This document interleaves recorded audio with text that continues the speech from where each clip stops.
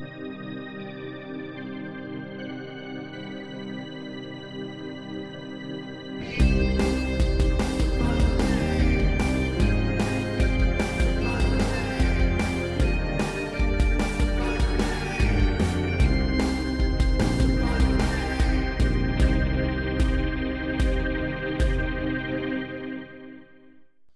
Hi! Welcome to Supposedly, the show where we talk about creepy stuff and murder stuff. I'm Rue. I'm Jessi, and if you are tuning in, it's not New Year's Day for you, but it certainly is for us right now, so Happy New Year's! Happy New Year! I'm so excited, and I feel like my hands are still covered in the dirt from burying the hell out of 2020. It's dead, it's gone, it's in the ground. I stayed up till midnight. I was like, I'm gonna watch this sucker burn. You told me that I had to eat my chocolate coins this year since I didn't last year, and we're going to blame 2020 on that. So I've actually brought a chocolate coin right now on the podcast. I'm going to eat in front of you, just so you can verify I have done it. All right. I'm going to drink my Holiday Truly, which is raspberry lime flavored, which are both round fruits. So we're going to count that as good luck. Also, I don't know if you saw this on Facebook. I put it in our Supposedly group. Christy and I came up with 21 holiday traditions from around the world to ring in New Year's. Nice. And we did them all with the exception of 2 yesterday to ring in the New Year's at midnight. Nice. And then we have 2 to do today. So if you guys have followed along, please share a picture. Yeah. I was super excited. I was on Instagram today, and I think Georgia Hardstark from My Favorite Murder shared it, but it was like this really cute video from Charo. You know, Coochie Coochie Coochie. Yeah, Charo. Coochie Coochie. She did the 12 grapes at midnight. She was talking about how that's a tradition in her household. And she was like setting intentions and was like, this is, you know, we're going to have such good intentions and positive thinking. And I was like, oh, Charo does the grapes. We did the grapes. And oh, yeah? It's hard. One, because grapes are kind of out of season here in the States. So you're going to get these big grapes that have been kind of genetically enhanced. Which, if you're trying to eat 12 of those at midnight, it's freaking hard. Did you have a chubby bunny repeat? I did. Plus, I just got off all that stomach stuff. Oh, so no. Eating 12 gigantic grapes in a minute killed me. Like, Christy got it on video, and we can post the video of us ringing in the New Year and all the traditions that we did, of which there were so many. Nice. We banged the bread, we ate the grapes, we made vision boards, we broke a plate with all the things we wanted to leave in 2020 written on it. We made clay gifts to exchange with each other of signs of good fortune for the New Year's. We did all sorts of stuff. Aww, we're planting beans today. We threw a chair off the balcony. Heck yeah. That's a South American tradition, by the way, throwing old furniture to, like, signify. Yeah, I saw that, yep. So we did all sorts of stuff, and Christy's editing a video, and I'll leave it up to my supposedly listeners when you can tell I've hit the point where I have been sick for 5 days prior to this. Yep. I'm not used to staying up really late right now. Yeah. I've also eaten 12 grapes, and I'm kind of over being videotaped. Oh, no. So let's see if you can figure out when that is. Spoiler alert, it's kind of the whole time. But we had like fun. grape 3. It was amazing. Awesome. Did you see Russia's tradition that we did? What? You write all of your wishes for 2020 on paper, and then you burn it, and you put the ashes in your champagne that you drink. So Russia's a little hardcore for me. Imagine us doing that directly after we ate the 12 grapes in a minute. It was just not what my stomach was desiring. Oof. So in my house, we cleaned from top to bottom. Nice. I meant to do that, but we have a friend in town right now, so. Yeah. No, that was, and like Darnell said, that was a big deal to him too, so we made sure we straightened everything up, which felt really good. And then he slept like in my lap from like 9 to 11 p.m. and my hip fell asleep, and then we had New Year's happen, and yay. It was very quiet here. Germany is still effectively completely closed down, so it was a very quiet night. We got all glammed up, even though it's just me, Christy, and our friend Alan who's in town. We all wore white, because I forget what country's tradition that is, but that's to symbolize New Year and rebirth. And cool. We all wore white. We wore multicolored underwear because that was a different tradition that you wear the color of underwear of what you want to bring into the new year. So yo, I saw some of those. The underwear gets crazy. The underwear gets crazy, right? And Christy's like, let's take a picture of our underwear. And I'm like, I'm not doing that. You know you're going to get creepy people from doing that. Like, I have some boundaries, not many. She's like, well, let's just take a picture of the underwear, like, on the floor. And I'm like, let's not. No. But it was yellow, if you're wondering, because that's financial abundance. And I did that for supposedly, so. Aw, yay. Yeah, I like, am very cautious about how things I post could be misconstrued. Because one time I was, like, really excited I got a pedicure. And I was like, look how cute my pedicure is. And I got so many messages of, like, how much for more pics? And I was like, no, thank you. Because I was, like, 17. But now as an adult, I'm like, I don't know, like, $35. Start posting those footsie pics, Rue. Did I ever tell you, I did a film. It was a short film series. It's actually the longest running internet series of all times. Oh, wow. I believe still. It's called Smoke Break. And I think it's like in episode 1 or 3 or something. The running joke in Smoke Break is they don't show my face because all the guys focus on the chest. So I'm wearing like an extreme push-up bra and like my babies are duct taped up to my chin, you know. There you go. But there's a scene where I walk out and it's just my feet in these really like fancy high heels. And I drop a cigarette on the ground and I squash the cigarette with my high heel and walk away. You don't see my face. All you see is the foot smash the cigarette and walk away. Well, the director calls me, or I ended up on set with one of the cinematographers, and he was like, hey, did you hear about your episode of Smoke Break? And I go, no, what happened? And he goes, it was the highest viewed episode of Smoke Break, and it, like, by a ridiculous amount.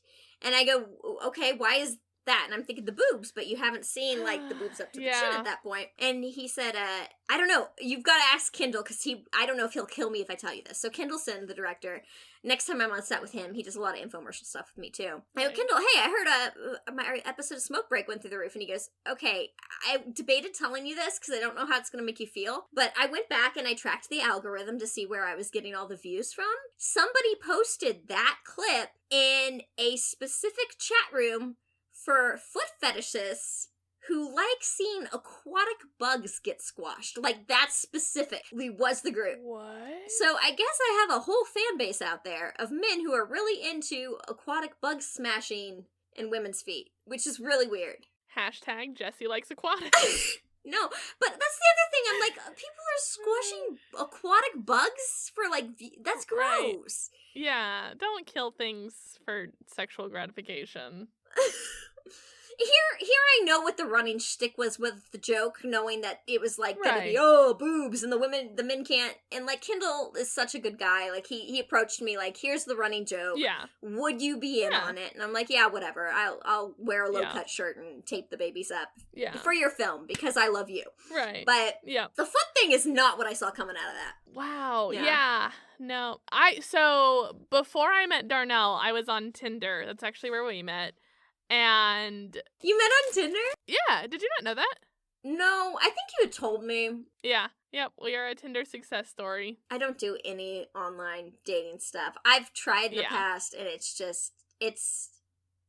terrible. Yeah.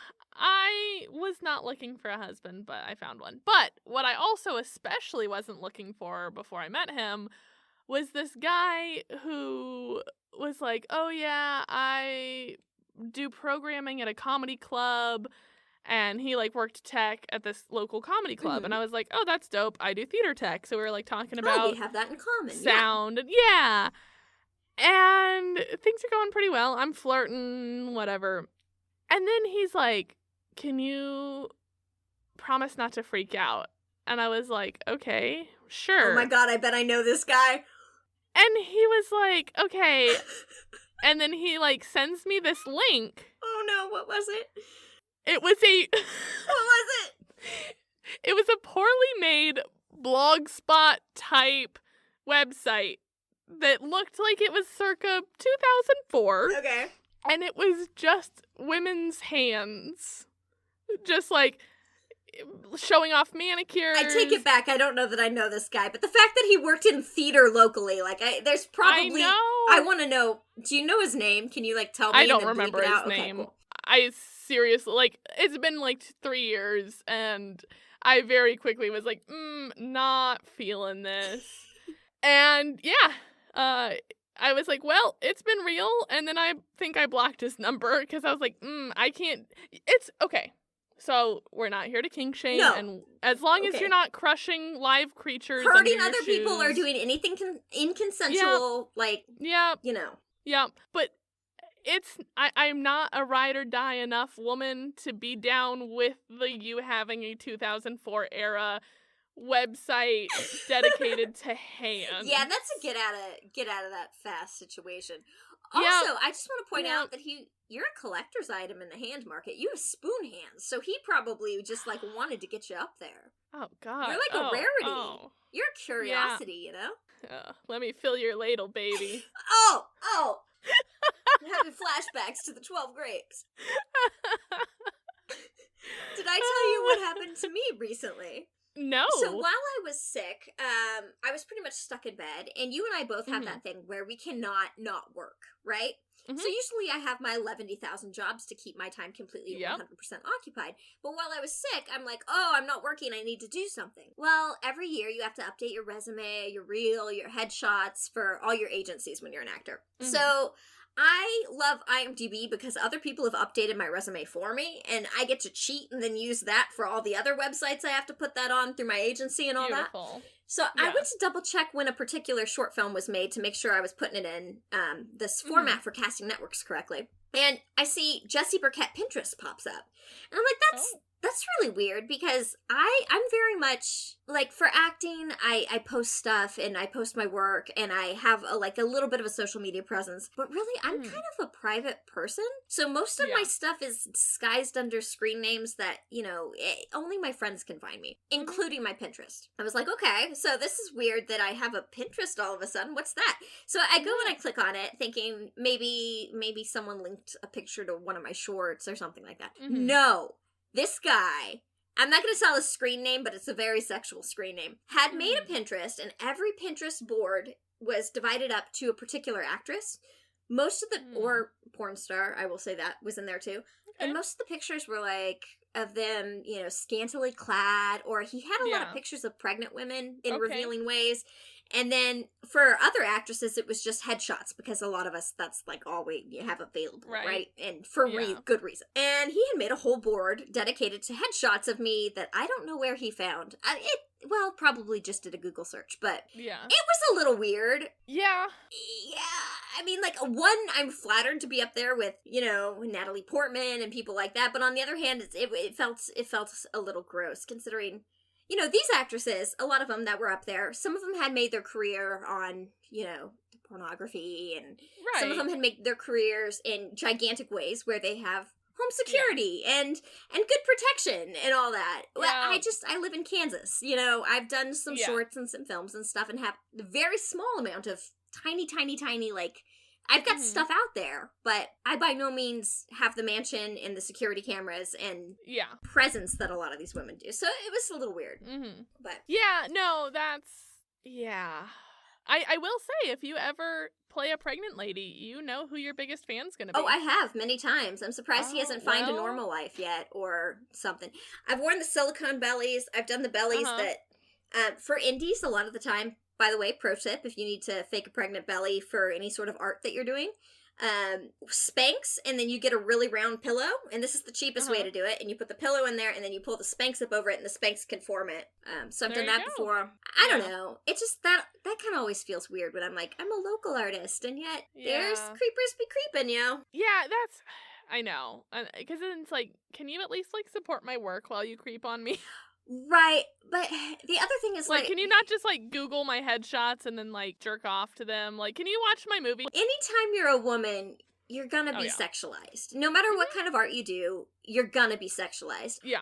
A lot of the stuff, definitely in my earlier years of acting, and I got a lot of sexualized roles in the sense that I'd be playing the love interest, or or I'd be, you know, a lot of the horror films I do, just the genre is very sexualizing to women in general. Yeah. So some of that stuff is out there, and then it's kind of hard to balance this. You're not Natalie Portman level successful, but you still have people that have these creepy intentions towards you, and it is a little weird there. Yeah. Since we're talking about foot stuff. Yeah. I'm okay with foot stuff because foot stuff isn't face stuff.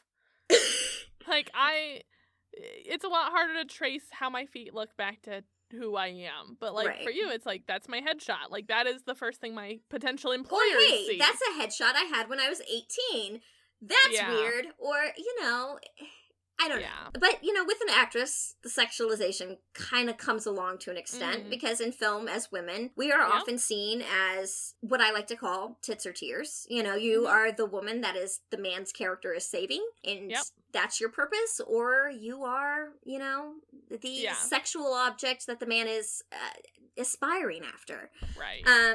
And I do think sexuality is such a huge part of just the human condition in general. To take it out of storytelling completely would be a disservice. Right. But, you know, it just as a woman, you're going to get that negative attention no matter how much of a lower scale you're on. Right.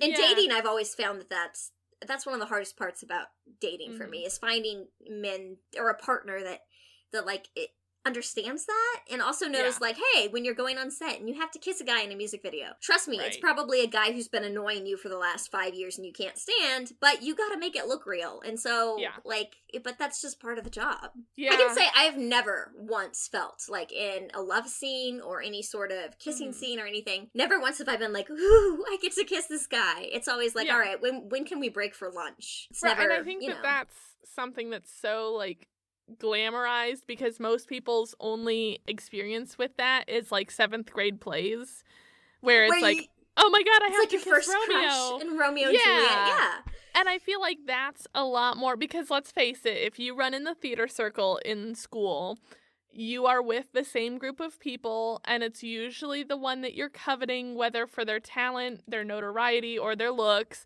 that gets those roles. And so someone is going to get to kiss the attractive boy. But you know what I mean? Where it's like, when you have the slim pickings of middle school theater, it's a lot different than like when you're on a music video and you're like, oh my god, this annoying guy will not leave me alone. He will not stop mansplaining everything between takes, and I want to punch him in the face, but now I have to act like I'm completely and 100% enamored with him. That's... And so I think for most people who haven't ever moved past their understanding from that school play, I think it's a lot easier to romanticize it and be like, oh my god, you get to feel the way I felt in 7th grade every day. Like no. Like, no. I'm trying to think of the last, like, love scenes I did. I've had great working relationships with the people I work with, but, like, it's always awkward. It's always, like, people that are your family that you've been shooting with for years, standing around watching this play out and making jokes, and, like, most of my people are very professional, but, you know, they'll just be like, you had to kiss so-and-so, and I'm like, shut up. I know. And I will say, the most convincing kisses I've had on camera and stuff like that is always with the person that you don't have any sort of chemistry with for some reason. Those are the ones that look the most real because you're both trying so hard to make it look like it is. So we have some housekeeping to do. We do. Happy New Year. Yes, supposedly Happy New Year. Looks a little different, you may have noticed. Yeah, so Rue has taken a lot of her time and her energy in creative arts and talents, and we've done a huge rebranding rollout for 2021. Tell us a little bit about it, since you've been, like, spearheading this change in our lives. Yeah, so me and Jessi have spent the last, I would say, really month or two talking about what the future of Supposedly is going to look like. And, you know, we are really proud of everything the show is so far. I mean, guys, we started this in the middle of a pandemic, across an ocean. Terrible microphones, recording over Zoom. I mean, like, with internet that crashed every 5 minutes. Yeah, like, literally, my first mic setup was, let's not forget that I was in a cardboard box. That's right, you did do half of an episode. Didn't you do a couple episodes within, like, sitting in a cardboard box? I did the first about 4 months of the three months of the show in a cardboard box. And I used earbuds that had a built-in microphone, which I bobby pinned to my shirt so that it would not rustle too much. And so, I mean, that's how we started. And honestly, starting just for us. I mean, we started as a way to make sure that we were accountable to spending time with each other because, you know, it's easy to, oh, yeah, let's hang out soon. And then a month goes by and that hasn't happened. Right. And so it was like, for us, it was, hey, let's, every Thursday, let's get together. Awesome. And then it kind of started to turn into something. And we were like, yeah, I think we found our role. Yeah. We got on a roll. We figured out kind of what we like to cover and how we work with each other in covering different scenarios. And so we have spent the last couple months talking about how to move forward and how we want to grow. And we decided that we wanted to move into a more bright and fun space. And so, yeah. And we also are super excited that now you can go and visit supposedlypod.com. Yeah, if you are listening to this episode, we have officially launched our website. So you can go check us out there and see all the places to listen and find all of our social media. There's a box where you can share your stories with us. So we're just super excited and we're happy to have you along for the ride. We are thrilled for 2021. We normally do this at the end, but screw it. I'm going to do it here. If you have a story you want us to cover, if you've had anything paranormal, true crime, or odd happen to you, anything you want to talk about, just drop us a line at supposedlypod.com. Yes. Or supposedlypod@gmail.com. Yeah, that's not going anywhere. We still have that open as well. Yep. And, like, feel free. I think sometimes, like, when podcasts say that there's a pressure for it to be your own story, even if you're not someone who's had something happen to you, we would love to hear your favorite story that you'd like to hear us cover in the future. If you're like, man, no one ever talks about this serial killer, but I love it and I want to hear someone else cover it, like, just tell us. We'd be happy to cover it in a future story. Yep. And we've got some big things planned. Before we jump into the stories, I'm just going to go ahead and throw this out here. Yeah. Next week's episode, right? Can I say it now? I'm allowed to say it now? Okay, we're going to be joined by Christian B. Roper, who's an avid treasure hunter and a filmmaker responsible for the documentary Sunken Silver. He's currently in pursuits of Jean Lafitte's Sunken Treasure, and he was recently featured on History Channel's Beyond Oak Island. So he'll be joining us next episode for an in-depth interview and to tell us a little bit about his paranormal experiences and what drives him. And I'm super excited for this. Dude, I can't wait. Jessi has been sending me some of the, like, ghost pictures that he's caught over the years, and I just cannot wait to talk to this guy. And it's like every time I talk to him about something paranormal, he's like, oh yeah, by the way, we interviewed this person or this happened. And I'm just like, what? No. Okay. And because of our time difference, Jessi will just drop these little nuggets that I'll wake up to the next morning. Because, like, for her, it's the evening. Yeah, I drop them in the middle of the night. And for me, it's the middle of the night. And I'm like, ghost pictures at 4 a.m. Let's do it. Yeah, sorry you're not sleeping much. That's fine. I also, while we're talking about ghosts, things have been popping off in the house lately. Yeah, tell me more. Well, you know how I had that experience with I woke up and I was convinced it was a fever dream, the guy in the wool coat that was patched, and then the jewelry maker turning into a lion for a second. Well, I've been talking to Christian in preparation for this podcast, and I kind of told him about that story, and he goes, well, what's on your dresser? So I started explaining a few things, and then you know what it dawned on me is on my frickin' dresser right in that section? What? The Titanic coal that I just ordered. The new one that the cat didn't pee on and destroy. So there's some speculation that could have been just, like, popped something off. But last night, Christy was in kind of, like, the dining room hallway area, and she was walking, and she felt somebody move behind her, and she thought it was me, so she turned around to say something to me, and I wasn't there. Well, I was in the bathroom taking off the 40 pounds of makeup I put on for our New Year's celebration last night. Yeah, so things are happening. Alan felt somebody grab his butt. Oh. Yeah, I don't know what's going on in the house, but... Jim, you scoundrel. I don't think it's Jim. I don't think it's Jim either. We've had so many gay men in this house who have not had their butts grabbed. Oh, yeah? That, like, Jim, if it were Jim, he would have grabbed many more butts by now. Okay. I don't know, but there's some weird stuff going on. Oh, in the water. I told you about the water, but I didn't tell you told me about the water. Tell everyone else about the water, because that's freaky deaky. So when I was sick and I'm having this fever dream or this encounter with the man in the wool coat in my room, because we were so concerned that I could have COVID, I was banished to my room. Yeah. I would come out wearing a mask to, like, run to the bathroom and maybe grab a Coke, but Christy would bring me stuff and, like, set food outside my door. Yeah. So I pretty much lived out of my room, and we didn't get to really catch up. Mm-hmm. Well, we caught up right after Rue and I had our podcast last. And I told her about the guy in the gray coat, and she goes, that's so weird because I had a really weird experience recently.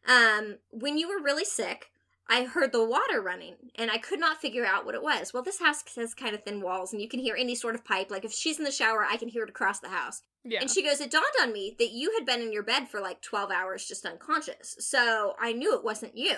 So she goes looking for what the source of the water is. Turns out the garden hose is on and going off. Which, whatever, no big deal. Maybe a neighbor turned it on. Except for the fact that she had gone through the winterizing process of turning everything off recently. And she put a cover on the faucet and tied it a certain way. And it had that you have to remove that to turn the faucet on for the hose. That's so right? weird. And she said it was still tied the exact way that she had tied it because she kind of had to jerry-rig it in a very unique way that was unique to her. Oh, that's so weird. And she had to remove that to turn the water off.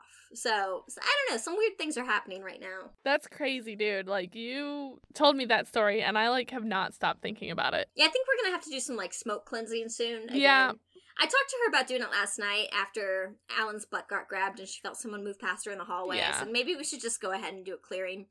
And she Yeah. said, I don't know, it doesn't feel menacing. Maybe we should give it a couple more days and see if, like, something reaches out or what the purpose is of it being here. Yeah. But I don't know. Maybe we'll do that.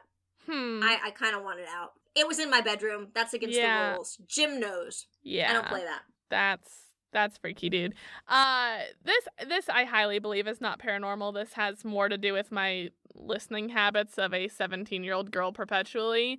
So we recorded our episode super late for me Monday night, and since episodes come out on Tuesday, I was up. Because I've been sick and we were trying to fit one more in. I was up like overnight until like 5 a.m. editing, and I took a break. And I was like, all right, I'm going to go make a fresh pot of coffee. I'm going to listen to a little bit of music while the coffee's brewing just to kind of help wake myself up. It was like 2 a.m. And so I resumed the album that I had been playing on my phone earlier. I did like the whole album as opposed to like just video by video. And the freaking next, it was Mania by Fall Out Boy. And the freaking next episode, or the next song that played was Heaven's Gate. And it was so right after I covered Heaven's Gate. Freaky to me, because I was like, all right, Jessi's talking about Heaven's Gate, dough and tea, blah, blah, blah, take the headphones off, go in the other room, make the coffee. And again, I was all alone that night, and it was like 3 a.m, and I was just like, yep, this is the perfect time for synchronicities to happen. That's fine. I'm all for it. I laughed really hard when you shared that with me. You know what I love about today, Rue? What? I don't have to go first. I know, you really are putting the pressure on me for New Year's. I have to tell the first story of the new year. You got to close out the last story of last year, too. I know, it feels very eye-open at the close, so let's do it. What's going to be our first story of the year, Rue? We are going to hell. Didn't we just get back from there? This is like 2021. Like, 2020 was pretty freaking bad, but you're going to take us back. You know, it's hell in a different flavor. This time it's hell in Illinois. Oh, okay. All right. Okay. I've been to worse places, I think. Maybe. Yeah, probably. So tonight we are going to go into the Collinsville, Illinois gates of hell. Ooh, I like a good gate of hell as far as paranormal stories go. In fact, one of the first independent films I was ever supposed to be in was supposed to be about Stoll, Kansas, which we're definitely going to cover. It's said to be a gateway to hell, and there's the cemetery, and there's a church where a bunch of things happened, and then, like, supposedly, the Pope refuses to fly over Stoll, Kansas. Okay. Anyway. Because he flies over Kansas frequently from the Vatican. But when he does, like, no, that's a no-fly zone. Ooh. Right? And also, I feel like I don't want to speak negatively of the Pope. Okay. But you're the one guy who probably should be willing to. Like, if it's that bad, we need you there. We need you to fly over it. This is not the time to back out. You know? Like, I say, I am all for a Pope that doesn't even fly over it in an airplane. If you hang glide over it, like, you got my support, Pope. I mean, if anything, he should be flying over it in a crop duster spraying holy water. Like, this is the sequel to Disney Pixar planes that we have all been waiting for. I was gonna call it Sky Pope. Sky Pope, yes, I love it. All right, so back to Illinois. Yeah, okay, does the Pope fly over there? Maybe. I haven't asked him. I'll tweet at him. At Mr. Wait. Pope. Yes. Planes, popes, and automobiles. Yes. Brilliant. That's the episode title and goodbye. Thank you for listening to Supposedly. All right. So we are in Collinsville, Illinois, as I mentioned, and we're going to start out on Lebanon Road, where there are 7 railroad trestles, which are like the concrete bridges that go over the road that the railroads are on. Okay. So when you drive on the road and there's like a train over you, that's a railroad trestle. I don't know about you, but I love a good railroad. I do too. Like, Trains are the fun. sound of train, maybe it's the Midwestern in me, but the sound of train makes me go to sleep. Mm-hmm. I love traveling by train because Never done that, I don't think. Oh, I've done it often. Being a Midwesterner, I have no problem with driving for like 15 hours. That's fine. Right, that's in our DNA at this point. Yeah. And I'm not a lover of flying when I don't have to because, honestly, I don't mind the plane. I hate airports. They stress me out. I am always convinced that even though I've never touched hard drugs in my life, that accidentally I've packed one in my suitcase and TSA is going to find it and my mom's going to find out and everyone's going to hate me and I'm going to go to prison and I can't ever bring enough conditioner because I have a lot of hair. It's just, You do have a lot of hair. I don't like the experience of being in an airport. Especially because I now live in a country where I don't speak the language very well, and it's very intimidating. That would be a whole different level, you know? Yeah. And I've done some international travel, and being able to speak the language is awesome. But I love train travel because it's pretty much the same length of time commitment as driving. You still get the cool scenery. You get to bring as much shampoo and conditioner as you want, and someone else is driving, so you can sit back, have a glass of wine, and read an entire book by the time you hit Chicago. All right, I am down for that. Yeah. I've had a couple auditions in Chicago where I've done the 8-hour drive, and it's tedious. I get some good podcasts going. Yep. I sing every song I know. Oh, yeah. It's great, but the train just sounds so much better. Yeah. But all my friends who travel by train here have also said, like, if you are traveling by train, make sure you have an 8-hour window of which you can just know if your train gets delayed or arrives late, like, you're safe. Yeah, I have been pretty significantly detained before. One time I was in a train and we hit a deer, and that was a not great thing that happened. Oh my god, that sounds horrific. Mm-hmm. Yep, that wasn't fun. I've also been on a train when, like, the tracks got iced over and we had to stop for them to thaw them out. Okay, so this just sounds terrible now. You had me convinced, and now I'm not so convinced. No, like, I'm still super into it, but it is one of those things where, but it's just the same as, like, on the highway, and you're all of a sudden parked on the side of the road for an hour so, I mean, it's one of those things where, yeah, you do have the same possible detours, but I'm a big train fan. I don't know, count me in for the Pope's plane. There you go. Also, yes. I just want to say I want to come and visit you in Germany, and that will be an interesting experience as I've never been out of the country, because I can't imagine trying to navigate an airport. You'll just have to tell me where to go. Yeah, so luckily, a lot of the bigger airports have, like, in little tiny subtitle under the German word is English, just because so many people, English is kind of the de facto language, and so many people are traveling in and out and what have you. Signs and stuff are in both German and English, and a lot of German folk really do speak amazing English. That's great. But it can be a little tricksy. Tricksy for sure. So, I would come pick you up and I would help you navigate. I appreciate that. Back to hell. All right. So we've got these 7 bridges over the road for trains, and these are said to be the 7 gates of hell.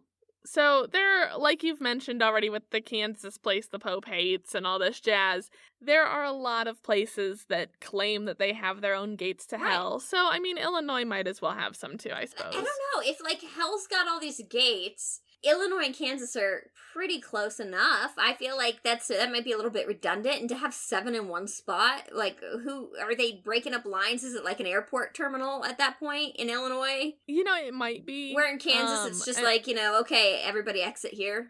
Well, we're in the Midwest, and as a Midwesterner, I feel like I'm allowed to say this. There's a lot of, like, racists, so maybe it's just a high traffic area for people that need to go to hell. Could be. That's a theory. Let's hear some more about the 7 gates to hell in Illinois. I mean, spoiler alert, we're going to talk about the Klan a lot, and they for sure are at the top of the hell train list. Yeah, like they need their own gate. Definitely. Yeah. It's like, okay. Or wait, 7 deadly sins. You got a gate for each sin. This makes sense. I'm cracking it now. I'm there. You got your gluttony, your wrath, your anger. There you go. Your lust, your greed, your envy, your other ones. Your other ones. Yep. It's like the 5 big sins and then a couple more that they were like 7's a better number. Can we name them though? Greed, wrath, envy, pride, lust, gluttony, voting for Donald Trump. Is that 7? Yeah, that's 7. Wait, why do I have 8 fingers up? Did we name 8 sins? Maybe we named one twice. Alright, so we're at 7 deadly sins here. Okay, so these bridges were constructed in the late 1800s to help trains navigate through what was at the time a pretty significant mining town. So they were put in there to help kind of move coal away and all that jazz. Since the end of the town's mining history, though, the area has become kind of forgotten and a little derelict, and, like I said, has been the meeting grounds for the local chapter of the KKK. They just hang out by the train bridges? Well, it's somewhere that's empty and big fields so they can do their ceremonies. I don't know, but when I picture KKK, my experiences with the KKK, though they are limited, thank God. Yeah. Are when I lived in Georgia, they would sometimes try to recruit in front of the Walmart. So they seemed much more of like a group that like would have like a meeting house or something. Like, yes, they are a hate group and they absolutely should not, but it just seemed like they were slightly more organized than, hey, let's just meet out by this bridge. Well, so think more like, Oh Brother, Where Art Thou? Where they're all marching and they've got the bonfire and they're okay, so like big, we're like talking big clan rally, we're talking thing. crosses Okay. burning. All right. Yeah. We're not just talking like their barbecue and so yeah, I mean they definitely have their like meeting room, i.e. like what you saw in Black Klansman sort of deal, but they also have their like rally grounds where they do their horrible bedsheet nightmare situation. Okay. So I follow you now. Now I feel really weird that there's a recording of me out there saying in my experience with the Klan, though it be limited. So. I mean, I have some not great audio on myself either, so I feel you there. Yeah, okay. I'm like, here's how we would murder someone, and I'm like, oh, walk that back for legal reasons. That's a joke, FBI. Anyway, if they don't know by now. Yeah. And so that's probably the most demonic thing about these bridges. They were also the site of some hangings. Well, if the Klan's hanging out there, that does not surprise me. Lynchings or hangings, but like, where do you differentiate? Probably both, there? Because there's also... I would assume so with the Klan there. So there's also some evidence that the mob also hung out there for a while, and so there probably were some mob-related executions. I don't know if that was hanging or shooting. And then also some people died by suicide out there. So... yeah.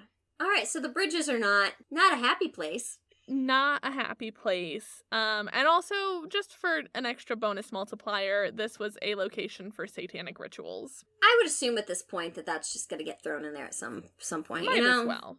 Yeah.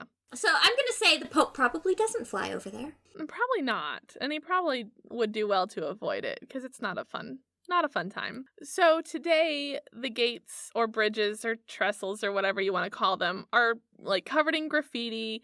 They look like just regular little tunnels. Like I said, they haven't been super well maintained, and in some places the local woods are like encroaching on them and giving them this really like worn down vibe. I bet they look cool. They do. We'll post some pictures. I watched a couple of videos that we'll probably link back to because they do look pretty cool. So some of the gates are still in use by trains, and the road that these bridges are over is still very much in use, and that's probably part of why we have some paranormal activity, is because now with the allure of these being haunted bridges or gateways or whatever, there are a lot of people who will walk them, especially in the middle of the night, like at midnight, and because of how windy and isolated these roads are, they get hit. Because a lot of these bridges are like one lane super tight. So if you're walking under the bridge and a car comes, there is nowhere for you to go. It doesn't see you. Gotcha.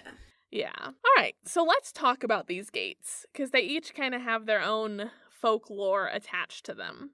So Gate 1 is right on the edge of town, and it still has some graffiti and is kind of a little creepy, but it just feels like you're in a semi-urban area. I mean, it's just a bridge. So that's like Sloth. Yeah, probably. It's the lazy one. It's like, I'm demonic.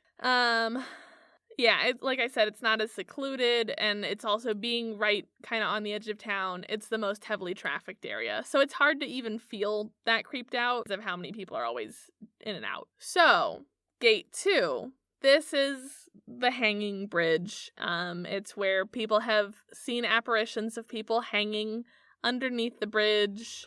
They've seen apparitions of people hanging underneath the bridge? Ooh. Yeah. Ooh, that's like some straight up Tower of London stuff. It's rough. This is also the first bridge or gate that has ties to the KKK, and there is a story about members of the Klan chasing down a young black man and ending his life there. That is terrible. Yeah.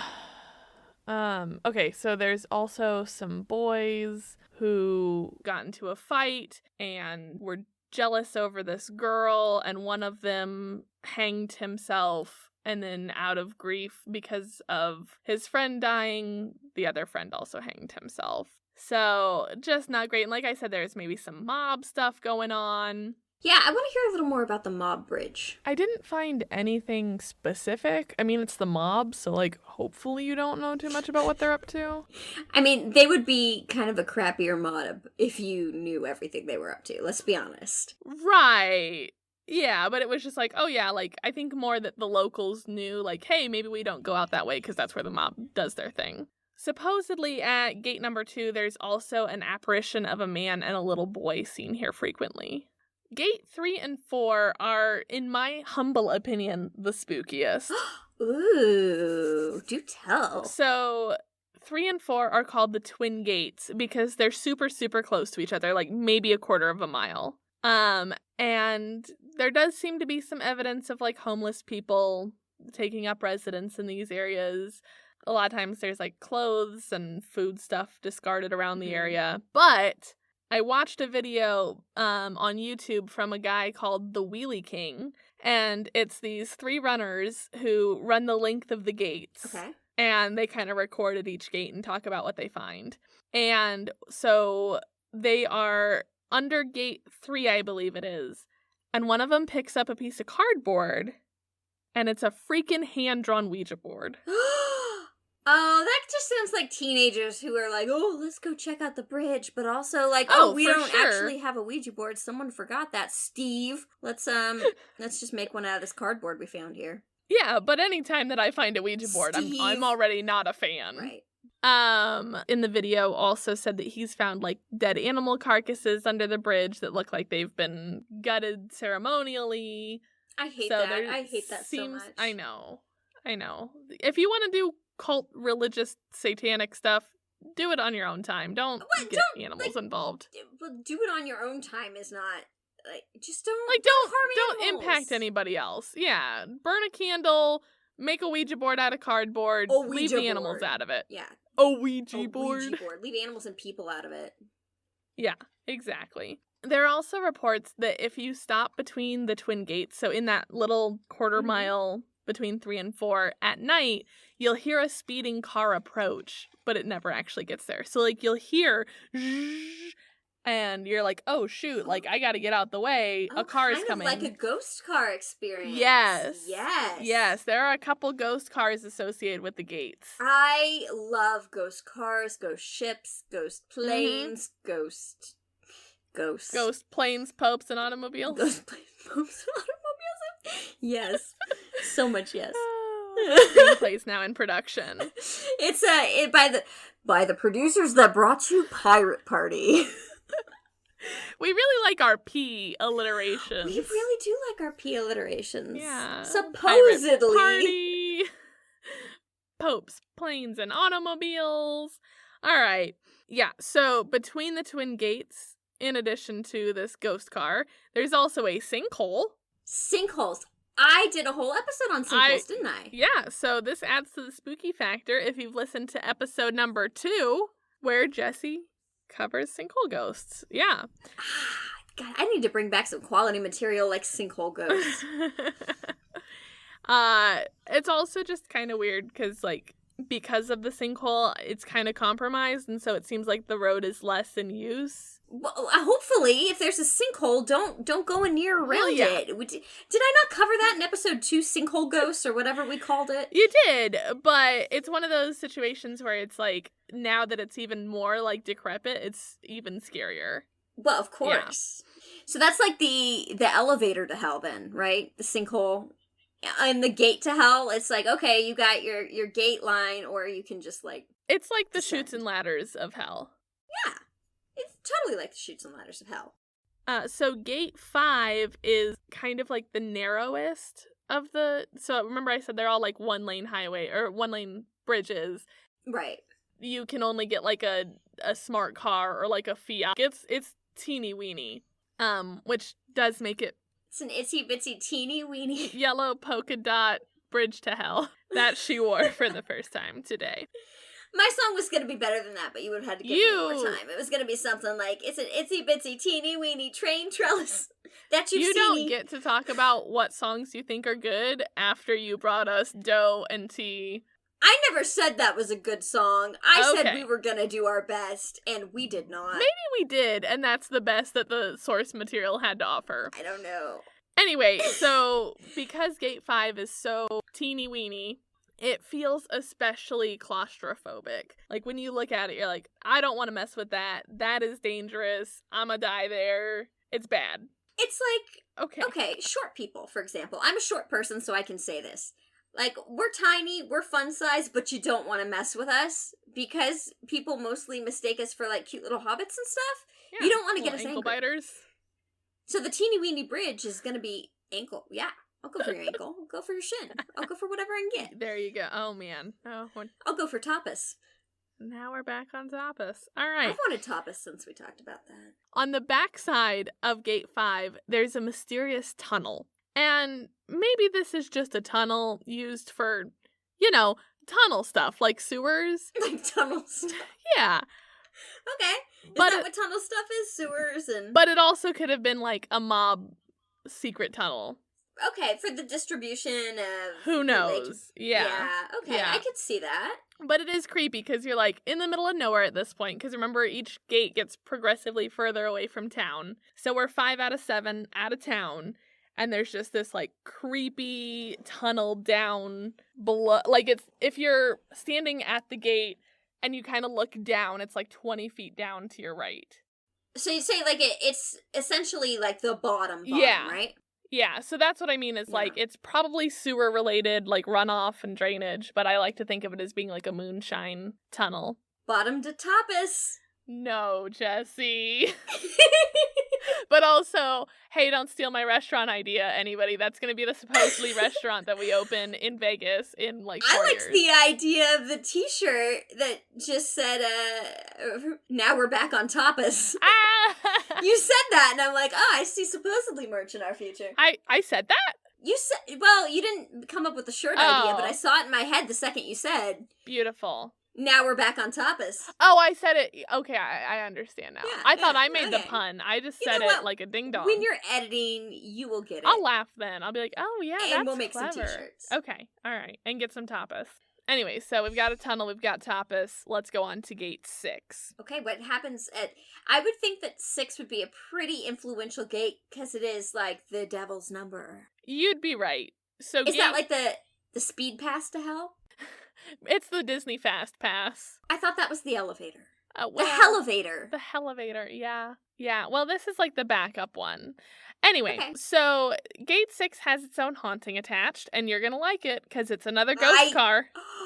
I love a good ghost car. Okay, tell me some more. It said that in the 60s, some kids were out driving and probably did drugs at a bridge called Acid Bridge. And why these people have so many bridges with names and folklore around them, I don't know. But apparently... Look, Illinois, you need to get some, like, movie theaters, some good restaurants. Get out a little more. You need to get some bottom to tapas. You got some bridges. Yeah. Like, if the bridges are the height of your... I don't know. Yeah. We level up a little bit, friends. Anyway, so basically the bridge is like, if you are at Gate 6 and you go through it, if you go to the right, you'll go to Acid Bridge, but if you go to the left, you'll go to Gate 7. So it's not maybe they just got lost. Maybe they're trying to go to Gate 7 and ended up... Anyway, so they're... I swear this is like an airport setup for hell. It's an airport. Oh, yeah.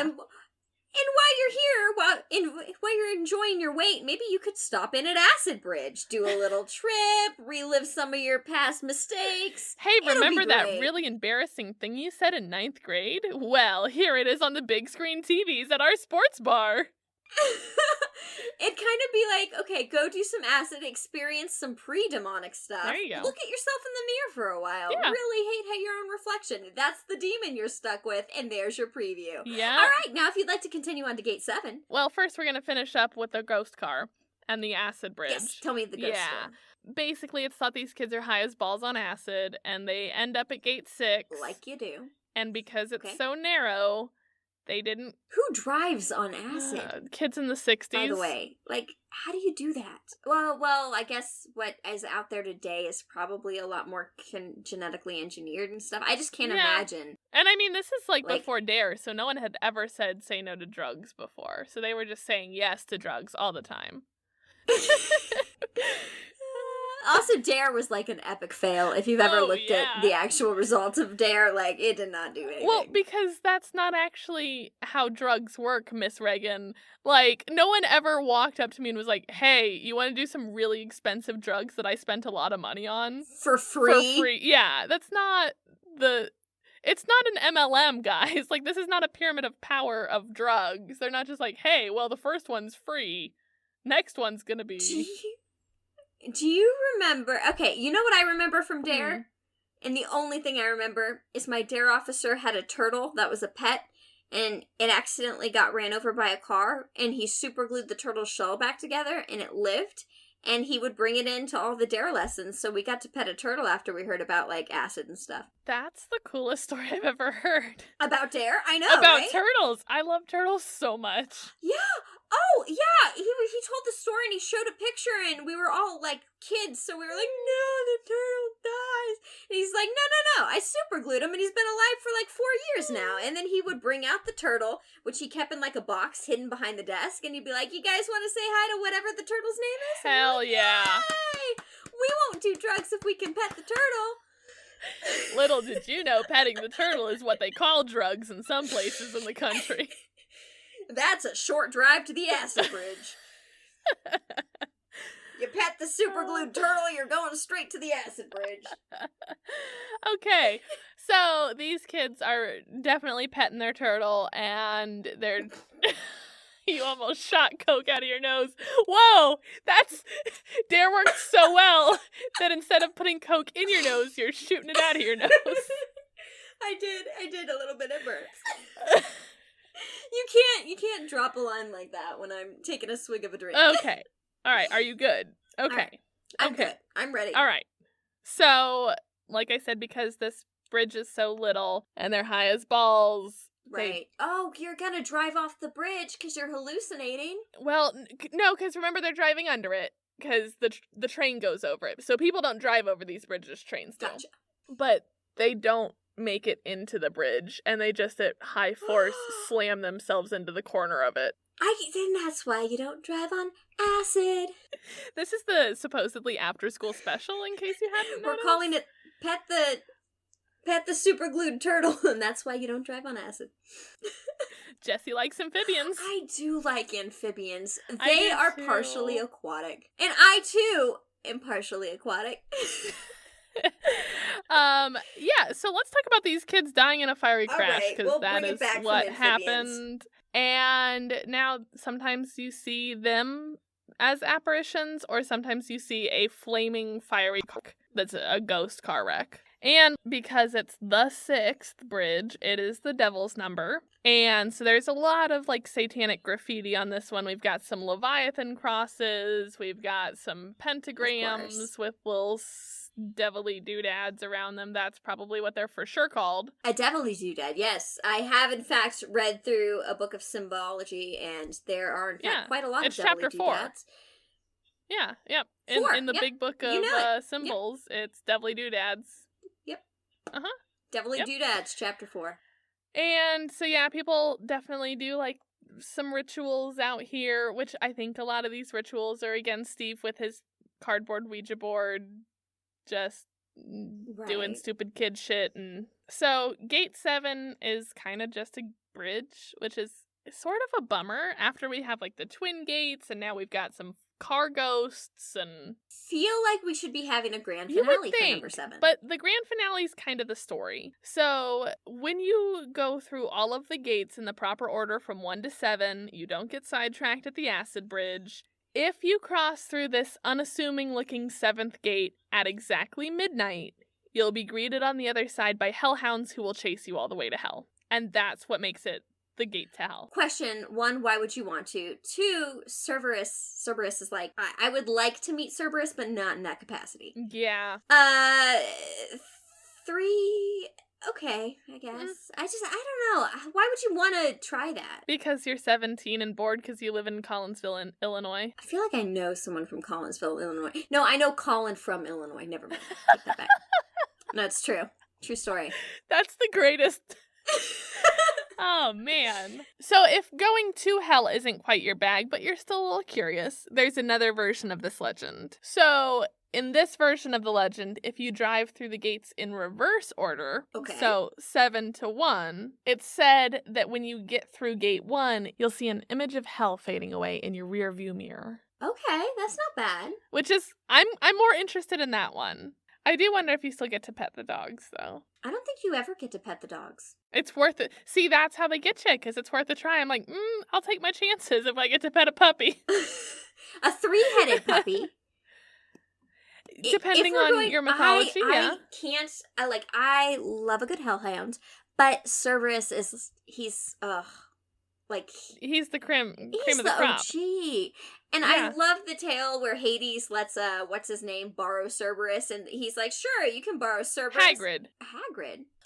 No, I'm playing, because Fluffy in Harry Potter is essentially, I was just seeing if I could trip you up, and I did. Sure it wasn't Hagrid, but who knows, maybe. And all Hades says is, you just have to take really good care of him. Don't let him come to any harm, and feed him and then bring him back, and then that's cool. I always thought Hades was one of the best Greek gods because he was just so chill about everything. Yo, Hades is mad chill. So Persephone is by a long shot my absolute favorite character in mythology. And I've always kind of fancied myself as a little bit of a Persephone because I think she's so cool how she's the queen of hell, but also the goddess of spring. Right. No biggie, I can do both. I like flowers and teacups and also death. Yeah, and I'm like, hey, samesies. But no, Hades seems chill as fuck. He does. Aside from the part where he kidnapped her. Yeah, but after that they seemed happy together. There are different interpretations of that. And I gotta say, as far as Greek mythological courtships go, that's really not that bad. It's the nicest That is probably the love story out of Greek mythological god love stories. So, I don't know. Yeah. I once had I'm gonna show a little nerdy side here. Okay. My friends once ran a Pirate of the Caribbean themed D&D campaign. Beautiful. And my character was Persephone Hollows, which is, I named her after Persephone because she was kind of half in this pirate world, but she was also kind of descended from this nobility, and she had kind of ran away, and it was just a cool thing. That's awesome. Have we not talked about D&D on the show before? D&D don't think we have. Oh, okay. That's gonna be a 1 on the D20. Negative. Yeah, well, we crit failed. No, because I've played so much D&D that I'm like, oh shit, I didn't realize you played. How have we never? Yeah, well, I played a lot in my younger years, and then also I was doing this campaign with some of my guy friends that are in Cali and all over, and we had a good campaign going, but unfortunately, it was just a 3-hour chunk out of the one day I had off for a long time, so I wasn't able to. I'd like to do a D&D campaign that's 30 minutes to an hour with a key group of people. Yeah. And also the hard thing about it for me now is, I don't know if you know this, but a lot of it's just so online. I like the old style where you're sitting at a table with your friends, you've drawn out the maps, you've got your D20, you're having a couple drinks, probably Mountain Dew mixed with vodka if that was the era you were in. And just really kicking back and kind of making jokes. Yeah. But online, it has a cool vibe, but it's a very different vibe. You have to be pretty tech savvy to keep up with what's going on. I definitely preferred the OG version as well. Maybe that's something we'll do for Patreon. Maybe we'll do a D&D campaign. That would be so fun. Oh, that'd be really fun. I'd like that. Are you going to be the dungeon master? Oh, hell yeah. Oh, yes, please. All right, well... Sign me up. Can Persephone Hollows make an appearance? If she doesn't, you're fired. Okay. Yeah, no, I'm so down. My favorite, because you're right, it's a time commitment, or it almost always is in Stranger Things. Mike's mom calls the kids up. They're playing in the basement. Like, come on, you've been down there all day. And he's like, it's only been 9 hours. And I'm like, man, I feel that, because D&D be like that sometimes. Oh, for sure. But like as an adult, it's hard to be like, okay, my one day off and not doing anything, I'm going to take 9 hours to sit at my computer and I have laundry to fold. Pretend like I know how to roll a dice by pushing all these buttons. Yeah. I don't know. Maybe I'm just behind in the times. I like it being organic and it's the camaraderie. I will say, if you're looking to feel like you're in the environment of Dungeons and Dragons, but don't have the time investment to play, because it's a mental bandwidth. Okay. And it's also a time, yeah. You got a novel to recommend? I have some podcasts to recommend. Dungeons and Daddies is Dungeons brilliant. and Daddies. It is that it's these regular socks and sandals dads who their sons, I think it's all sons because I think they're all on the same like soccer team, get sucked into this magical dimension, and their dads have to go in after them to rescue their kids. And it's exactly what you would hope it would be. So instead of like being tieflings or whatever, they're just regular old dads. I love it. Oh my god, this takes me back to a short film I did for a competition, and it was called Businesses and Bosses. You can look it up. But it was basically Dungeons and Dragons characters and how they play Dungeons and Dragons as their version is playing Businesses and Bosses. That's so of like cute. being in an office. So we did this short where we're all at our Dungeons and Dragon characters, and I think I'm like a half-elf warrior, and I've got an ogre next to me, and like this is just beautiful. And we're rolling the dice, and we're role-playing like in an office scenario, and it's like somebody's party, and the cash till has been missing, and I'm going to send you the link. Actually, I'm going to post it online. It's one of my favorite shorts I've been in. I just love amazing. It. I want to watch that so bad. Okay, so let's wrap up the gates to hell. Yes. All right, so let's put hell in the rearview mirror. Let's put hell in the rearview mirror as if we've just driven 7-1. So on that video that I'd mentioned, there were some great comments, and I just want to close this story out by reading you some of these YouTube comments. Oh, yes, please. All right. So Mary L said, one night in October. Ooh. That she did not. Mary's great. So one night in October 1990, 6 of us girls got through Gate 6 and a flock of bats seemed to drop out of nowhere. A couple of the girls got scared, so I turned the car around. Going back through Gate 6, I was driving about 15 to 20 miles an hour. Something picked up the back of my car, a 1982 Oldsmobile Delta 88, and slammed it down. Ooh, Mary's got stories. Everyone in the car lurched forward. Everyone in front had on seatbelts. The front 2 passenger belts came unbuckled, and the rearview mirror dropped into the middle seat passenger's lap. So, like, this thing, like, knocked him. So the mirror falls in her lap. She screamed and cried the whole way back to Edwardsville. We all said we would never talk about that night again. Well, girls, this is your driver, Mary, speaking. If you remember that night, I believe it's okay to talk. You go, Mary. Thank you for sharing that delightful comment. I love her so much. I want to know if someone looked in the rearview mirror, since you're supposed to see hell in the rearview mirror if you go reverse. But they never made it all the way to 7. Oh. They turned around after Gate 6 I still would have looked at that mirror. I would have too. Wouldn't I'd have been looking at nothing but it. I'd look at so much of that mirror. Yep. All right, so Double XL said, one time I was coming from a party over toward that area, and on our way back home we saw these gates and said, why not give it a try? And to be honest, there were no creepy things, but at Gate 3 or 4, I forgot, so that's the twin gates. Okay. There were 2 men just standing in black outfits. How much fun would it be to just, like, hang out under those bridges and troll people? 1,000%. Like, if I got my special effects artist that did that head thing, and I was like, hey, make Rue and I into, like, creepy demons, and then we just hung out under the bridge with some, like, Cokes and a bag of chips all night, that'd be amazing. All I'd ever do. Right? What else are you gonna do? Seriously. All right, and so remember that this is all in this video where these people are like, running through the gates, and it's, you know, kind of far. But anyways, so John Parker had my absolute favorite comment on this video, and this is... Hit me with this comment. How I'm going to close it out. So John says, the gates wouldn't kill me, but the 8-mile run sure as hell would. Hashtag no bras in nature. Yep, and I saw that comment and I thought of you immediately. Oh, I am the worst at life, sports, athleticism. Yep. So outdoors, just all of it. But yeah, so maybe the gates wouldn't kill you, but maybe you don't want to run through them. You couldn't look if you're like, hey, Jessi, I've got this plan. It's an 8-mile run. I'm like, haha, have fun. Well, bye. And I don't know if it's like 8 miles there and back, or if it's like a 16-mile run. Like, are we doing like half a marathon today? Because I'm not interested. Bitch, I'm not doing 8 miles. Christy got me out into the park to walk the dogs, and we did like 2.5 miles, and by the end of it, I'm like, let me go home and eat snacks and watch Netflix. Yeah. No, don't get me wrong, like, I love being in nature, and there are certainly situations where I would engage in nature more, but running through gates of hell on like this weird marathon, nah, I'm good, yeah. Okay. I think that might be good incentive to run more. There's the app Zombies Run. Oh. And that's a lot of fun.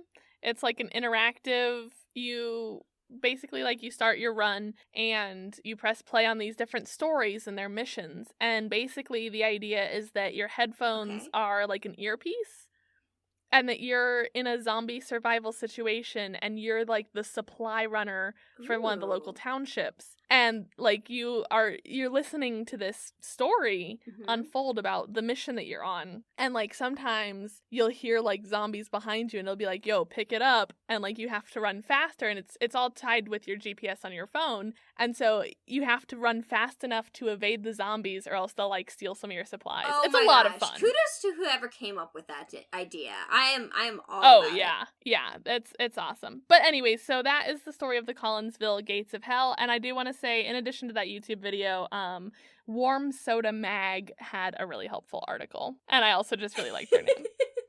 All right. Yeah, me too. Yeah, so, if you're ever out in Illinois. So looking for a little bit of adventure, don't get sidetracked at Acidgate. Really just life advice here on Supposedly. Well, for 2021, I thought I'd do a couple things this week. Oh. Yeah. I thought that I could start everybody's year off with some astrology. But before that, It's been a little while since we've covered some cryptids, so I'm going to do some very elusive, lesser-known cryptids that maybe you haven't heard of. Oh, I'm so excited. I'm just going to kind of rapid fire those at you, and then we'll jump right into what 2021 is supposed to be astrologically as we move into the age of Aquarius. Which is your age. Yeah, I'm hoping it'll be a good time for me. I am. I'm a what? You're an air sign. Aquarius How am I an air air sign when I'm the water bearer? Look, I disagree with that, Okay. You're talking. I'm the Virgo, which I'm literally just like the maiden, which is the most boring shit. I could be a Scorpion. I could be a lion. I'm just some chick. Okay, how lame is that? What would you be if you could be anything? Just going from symbology of the signs in general. Yeah, so my moon sign is I'm a Libra. Okay.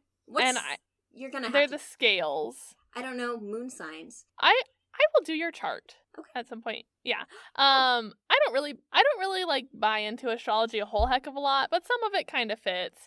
But Libra is kind of more in touch with like the balance of emotions and mentality. And that's so interesting. I think Libra's supposed to be one of my highest matches. Ooh. Like as far as like friendship compatibility and all that. So that's interesting. Nice.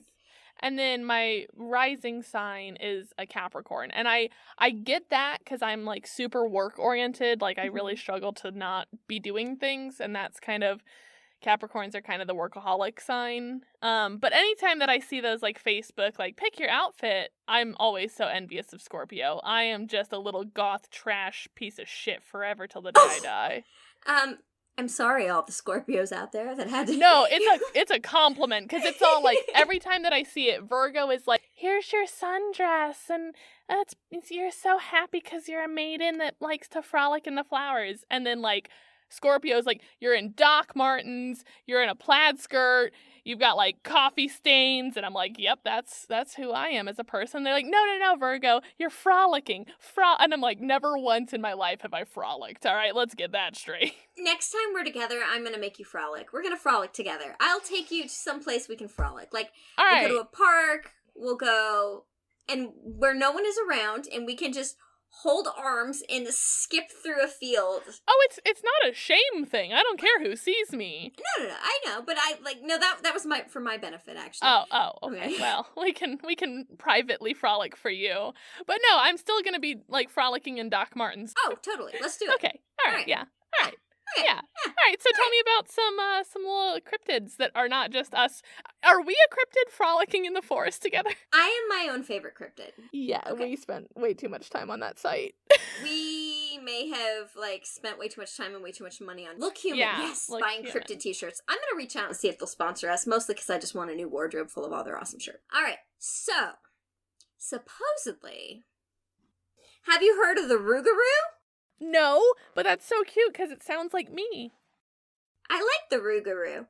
So, in Louisiana, there's a local cryptid called the Rougarou, which has many spellings and derives from the French loup-garou, which I am saying completely wrong, I assure you, which means werewolf. And although it's relatively... I have heard of this one, yeah. You have heard of this? Yeah. Okay. So, although it's pretty common across French-speaking world, like so many things, it really appears to have gained a particular prominence and attraction in the swamps of Louisiana.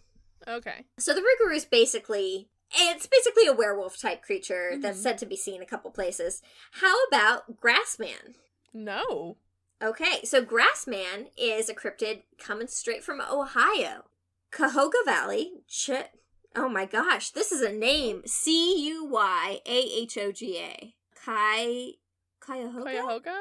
Cuyahoga Valley National Park has a giant hominoid called the Grassman. Okay. And he has 3 toes for some reason.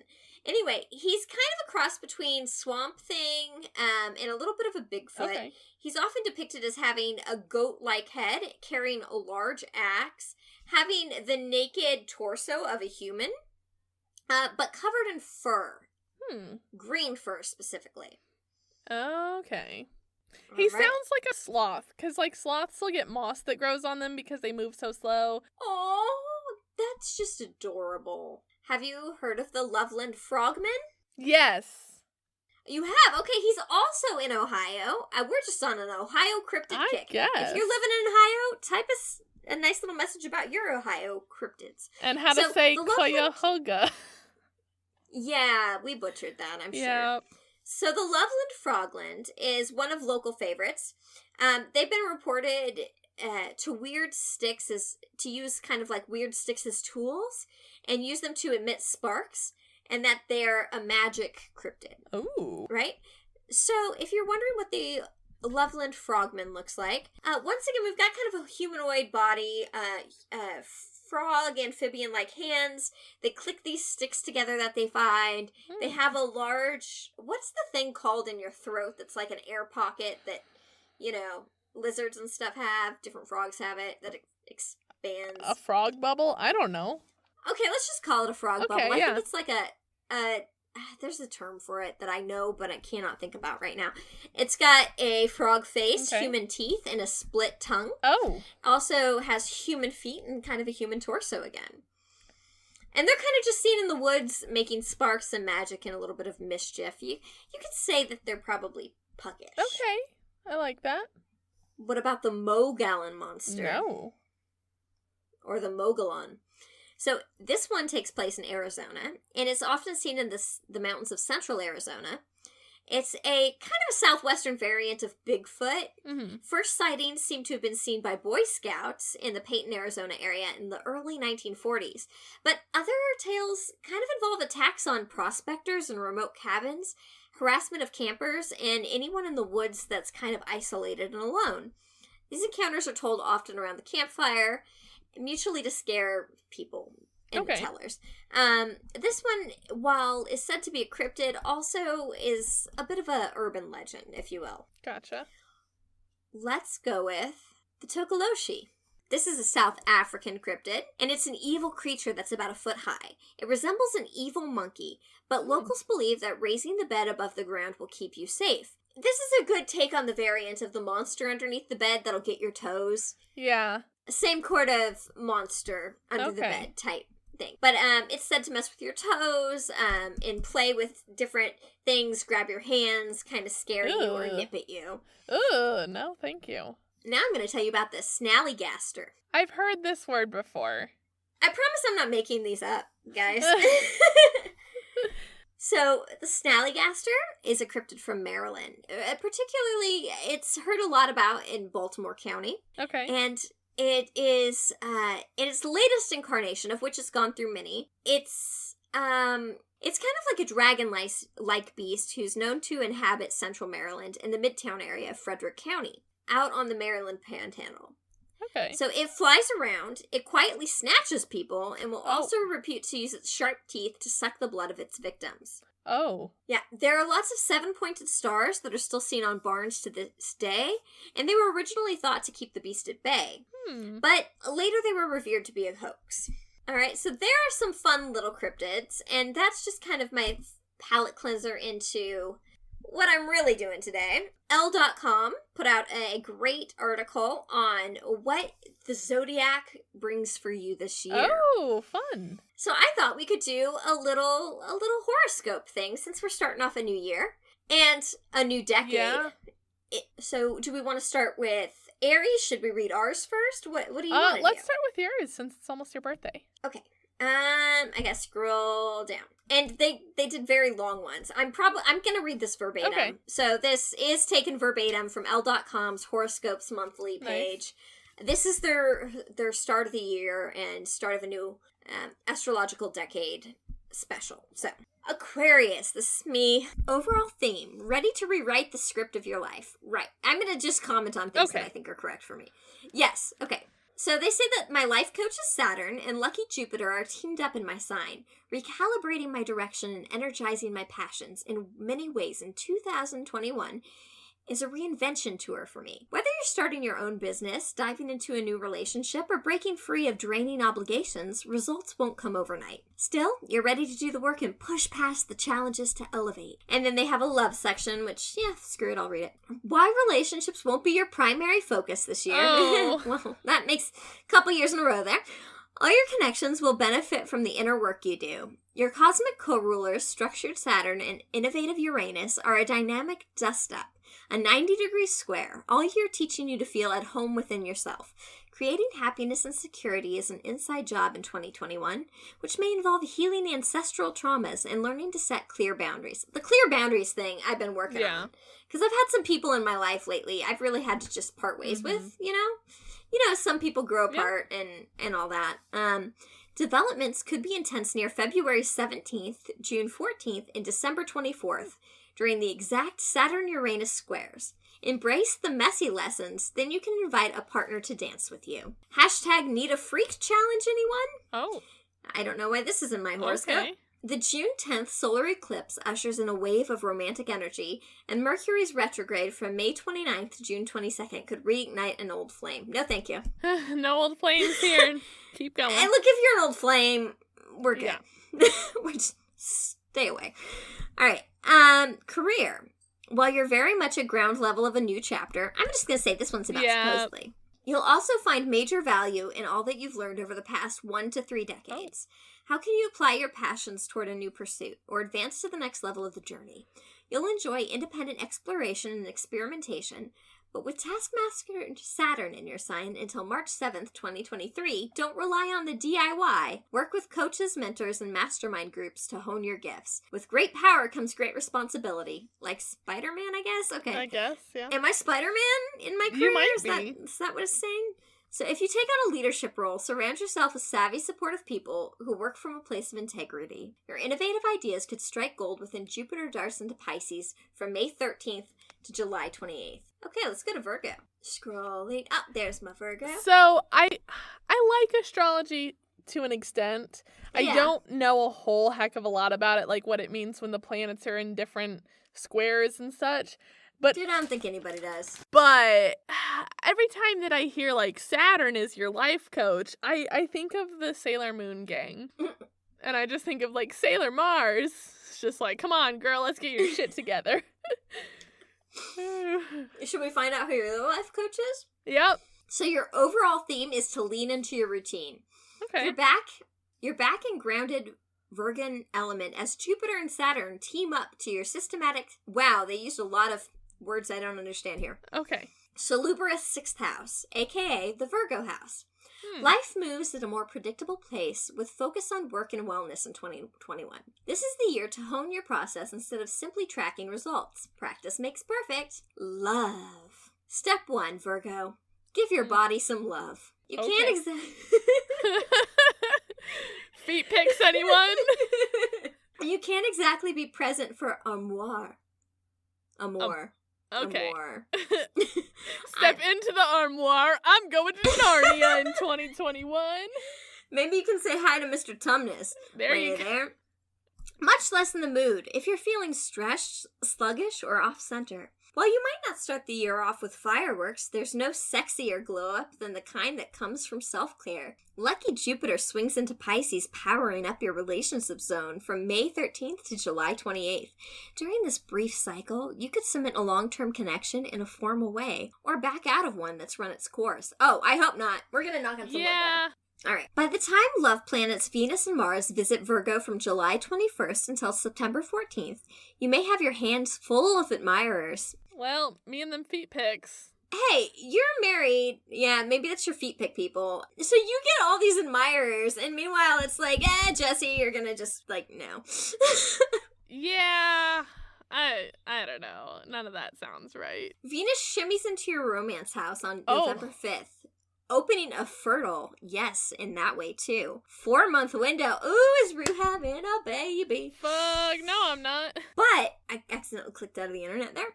Oh. I got too excited. I want another godchild here. No, not happening. But she turns to retrograde for 6 weeks on December 19th. If you reconnect with any exes over the holidays, proceed with caution. I'd like to say that that's not just over the holidays. That's always, if you reconnect with an ex, proceed with caution.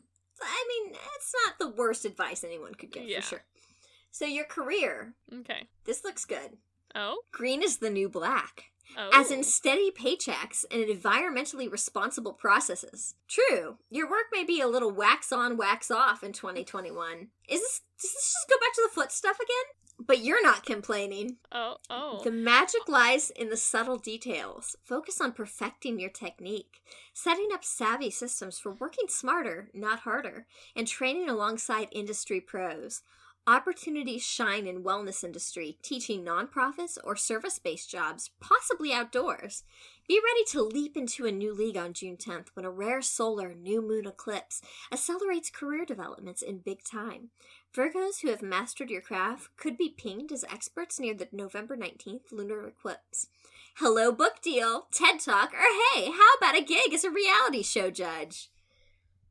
Alright, well, okay, I like some of that. Okay. I also don't know why I'm gonna be the Karate Kid in 2021 with the wax on, wax off. That was a little confusing to me as well. Yeah, because I don't know what they're getting at with that necessarily, but okay. Okay, yeah, a lot of these you're not going to really know what you're getting at. Should I do some other ones, or should we call it good? You should do a couple more, just a little sampler. Yeah, okay. Not the whole thing. We'll sample with Aries, because it's at the top of the list. Welcome to the Innovation Station. You're in your genius element in 2021, cooking up those banana ideas in your lab. This year is all about collaborating with the dream team. With your 11th house of teamwork and technology charged up, you might even prefer the convenience of hopping on a group thread or video conference. Analog Aries might give communal living a try. Time to buy that plot of land with your BFFs? Haha, start your own cult. The last part I ended. Wait, what? I added the last part, but it did talk about communal living. Time to buy that plot of land with your BFF? I also will say that this feels very privileged. It is Elle magazine. Right? Oh, okay, yeah.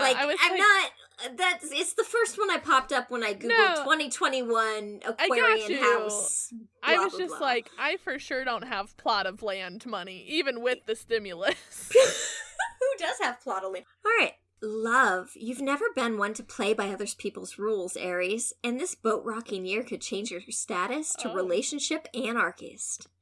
Oh, no. Carve out new agreements with your boo or try a wholly different approach to dating. Online communities and dating apps will bring lucky swipes all year. happily attached? Load up the toy drawer. Ooh. And bond through intellectually stimulating pursuits, like joining or starting an activist group or an online broadcast. Ready to leave or grieve? What? Ready to leave or grieve?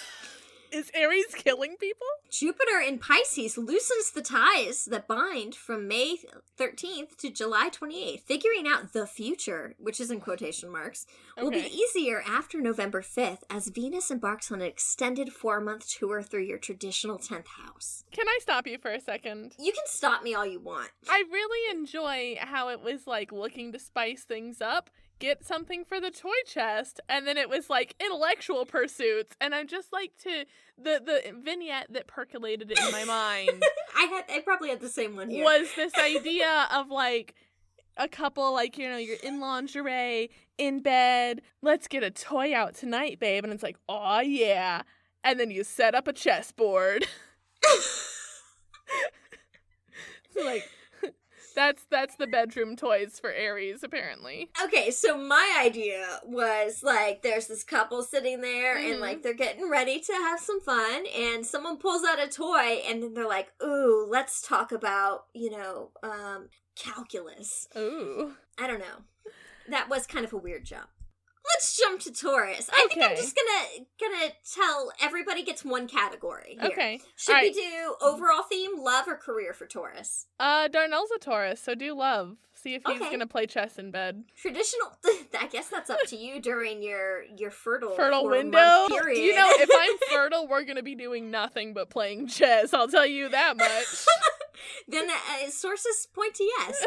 Okay. Traditional Taurus prefers playing the long game in love. With your goal-obsessed 10th house lit up by Saturn and Jupiter, you can manifest a mate who shares your vision.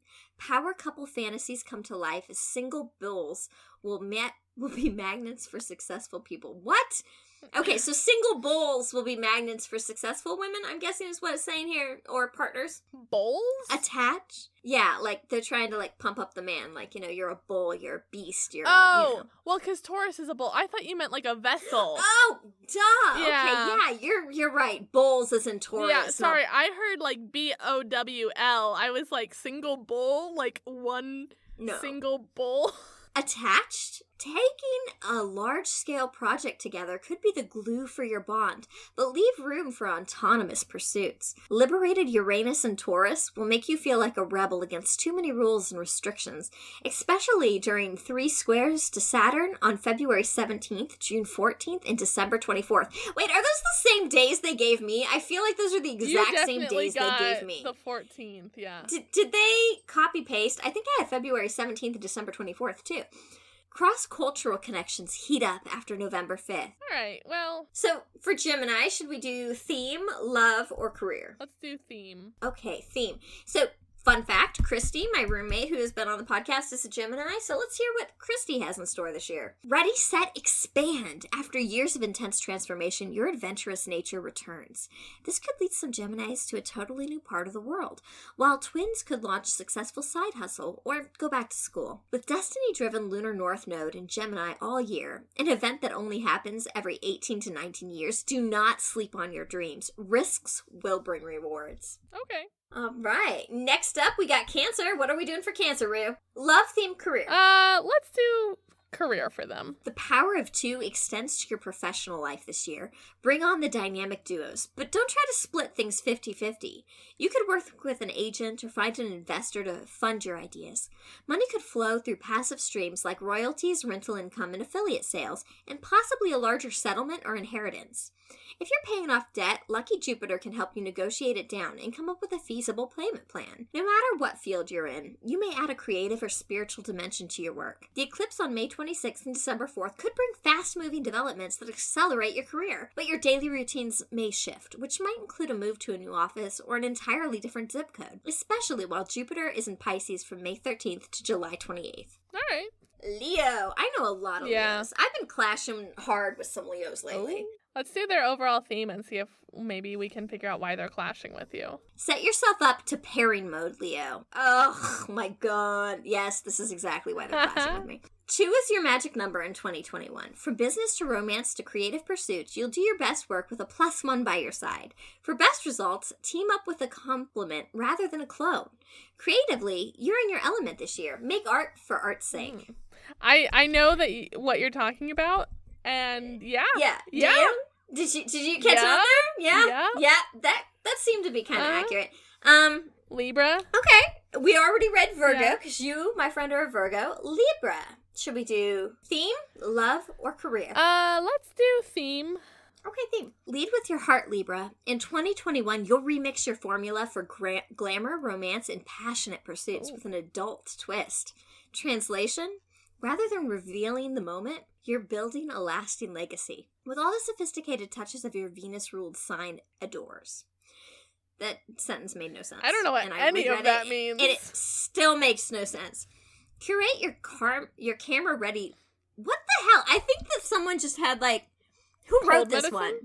This is like if I wrote on cold medicine and tried to be fancy, which actually happened recently. Oh, no. I was watching way too much Bridgerton and I tried to respond to a professional email and I reread it later and I'm like, am I in the Victorian era? What the hell am I doing? Curate your camera ready lurk. What's L-E-W-K? Look. Leak? Look with a snap. Look, bitch. All right, look, you're much more in tune to the It's only because I'm 25.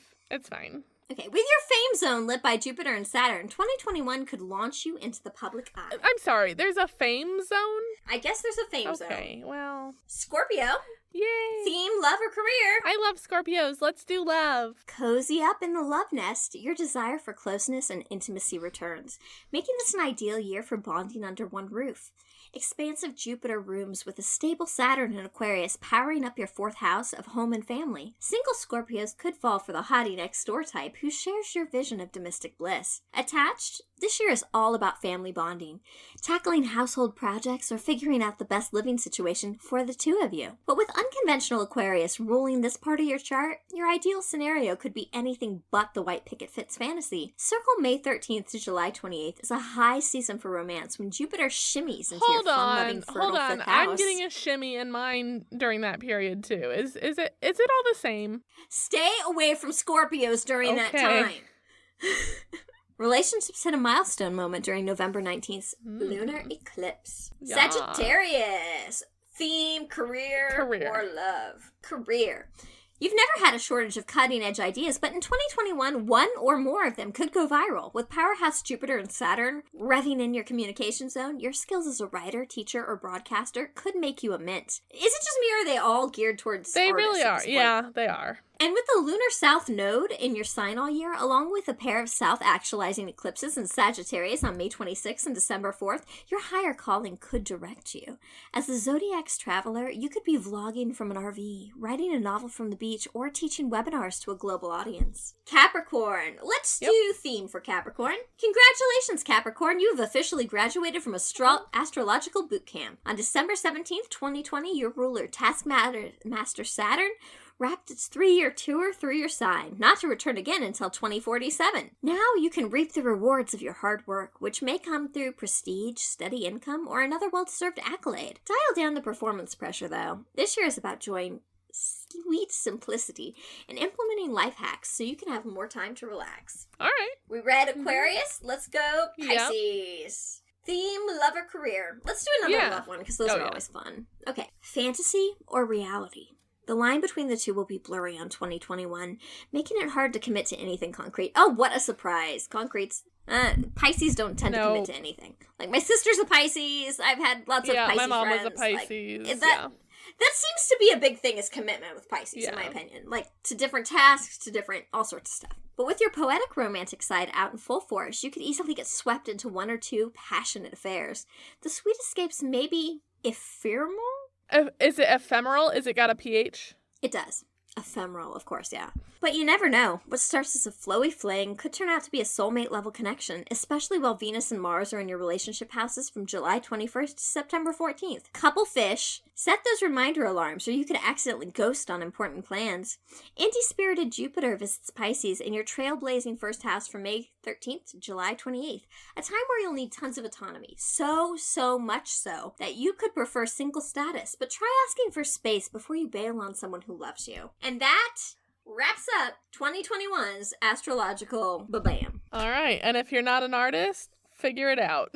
If you're not an artist, apparently you will be this year anyway because of Aquarius. Apparently. He's yeah. moving into the house. All your fault, Jessi. All right, I'm going to make you do my chart. Will you read it to me on air someday? Sure. Cool. I don't know what most of it means. I don't know what any of it means, really. Yeah. I've looked it up, and I stole Darnell's birth certificate and did his too, and yeah. You know, take it, Will, for what you will. I just thought it'd be a fun little thing to do to bring in 2021. And kind of start our supposers off with a little boost of premonition to come. I'm excited. I keep saying, like, I'm very afraid to make any bold statements about this year, because last year we were like, 2020, it's gonna be our year, and then we were all promptly made fools of. It was nobody's year. But, like, I am excited that year is over and something new can move in. We're gonna have the inauguration coming up soon, so... Well, what are your big plans for 2021? If you have any, feel free to drop us a note at supposedlypod@gmail.com or at supposedlypod.com. We'd also love to hear any stories you'd like us to cover. As always, please give us likes and reviews. It helps other people find us. You can find us on Facebook, Instagram, and Twitter at supposedlypod. And we're trying to be a lot more active on those platforms as well. Please interact with us. We'd love to know who's out there. And thank you for joining us on the first year's episode of Supposedly.